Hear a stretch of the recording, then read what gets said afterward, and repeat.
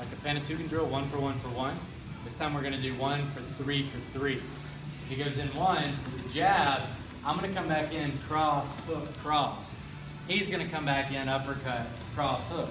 Boom, boom. So it's 1 for a counter for 3, and then I feed, or excuse me, 1 for 3 for 3, right? So if I go 1 here like this, he comes back in with 3, I come back in with 3, and then you break. The important thing about the break in between is not breaking like you're on a lunch break or something like this, but a slight pause so that we go 1, boom, 3, 3, right? And we're here. I move a little bit, but there's a slight pause that we're not just doing this the whole time. That way we're learning where to place our hands and how to cover at the same time. This is really important, especially when you're building this into good sparring technique. Anytime I crack him and he gets into this physiological state where he's going in a panic mode, he can't actually learn or apply what we're asking him to do in class. I can yell at him and say keep his hands up, but a lot of times he doesn't know how to intelligently defend himself if he didn't learn from the get-go where his hands need to go. So this drill is perfect for that. He goes jab, boom, I'm going to come back in 3. So he's shelling up. I got to be ready though, because he's going to throw that uppercut right away, hook, and then here. And this is how we build it up from there into sparring. Okay?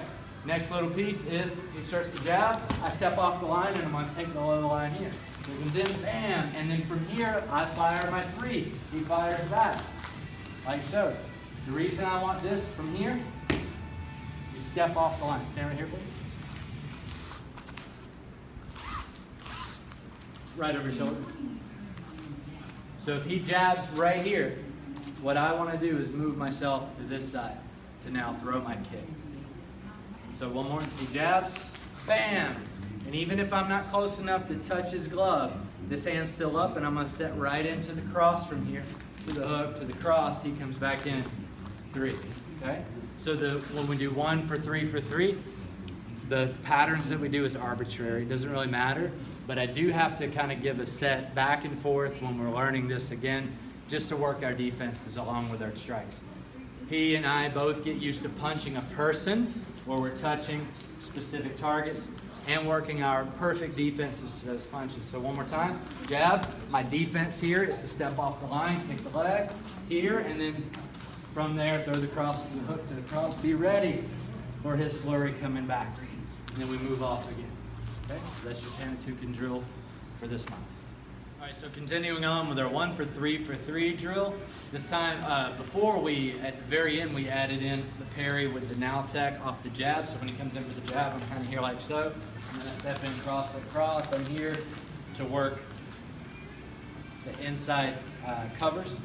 So when he's firing those shots back, I'm staying covered. But this time, what I want you to do is when you jab, is to extend the leg for the Jeet tech. So when he comes in, I'm going to be here.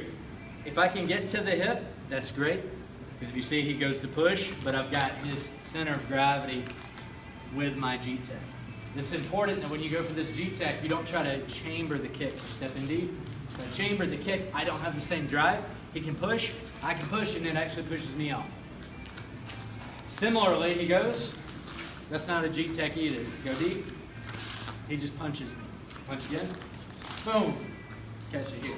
So when he goes like that, I have to be ready to stop him there. Same drill to come back with 1, 2, 3. Then he goes 1, 2, 3. 1, 2, 3. Just like that to keep it simple from what we just did. So that's how you would add the Jeet tech in with, as an entry off of your 1 for 3 for 1. You would go off the 1 here and then come in. Next, we're going to get into the trapping a little bit. So what I want you to do, Gabe, is after your 1, and I'm going to do the Jeet tech, I want you to just go back to this. Okay, so he goes jab, here, there's my Pak Sao Guache. Okay, so he comes in, I go here, boom, and I'm right in, I'm crashing his line right in on his center line. So one more time, step back to here, and then I'm going to follow up, cross, hook, cross. Okay? We're not going to do this one with the 1 for 3 for 3 just yet. We're going to develop that a little bit so that we have this here. Boom. Just go right in. One more time. Here. Pull it down like you just did. Here. That's why the cross would come in. If he leaves it out, that's why we Pak Sao. So leave it out. Here. And I come back in like so. If he doesn't leave it out, he pulls it back in. No talk styles needed. You just go straight over. Cool.